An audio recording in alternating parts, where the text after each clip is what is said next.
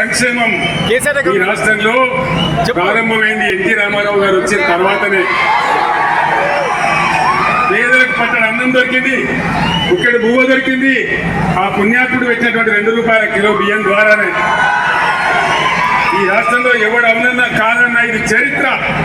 ఆ మహనీయుడు ఆయన వచ్చిన తర్వాత 2 రూపాయల కేజీ రైస్ పెట్టేనే పేద సాధనకి ఇంత బియ్యం దొరికి పట్టణ అన్నం దొరికిన మాట చారిత్రక సత్యం.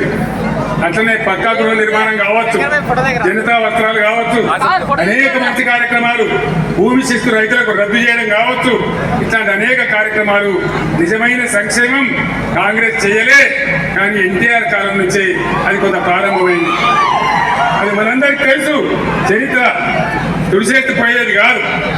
దాని తర్వాత తెలంగాణ పోరాటం, తెలంగాణ రావటం, ఎన్టీఆర్ గారు చేసిన దానికి మించి కార్యక్రమాలు మనం చేసుకున్నాం.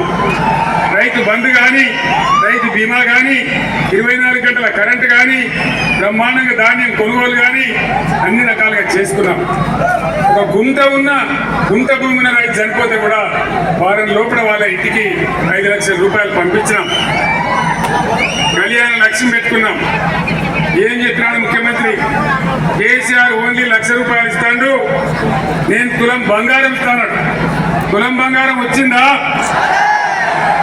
వినబడతలేదు. వచ్చిందా? తులం బంగారం తుస్సుమన్నది. ఇప్పుడు అడిగితే కాంగ్రెస్ కష్టమంటున్నది. రైతు బంధు అడిగితే చెప్పుతో కొడతా అంటున్నది. నేను చెప్పిన అయ్యా మాట్లాడే మంత్రి గారు, నీకు అహంకారం ఉన్నది, నీకు కూడా చెప్పు.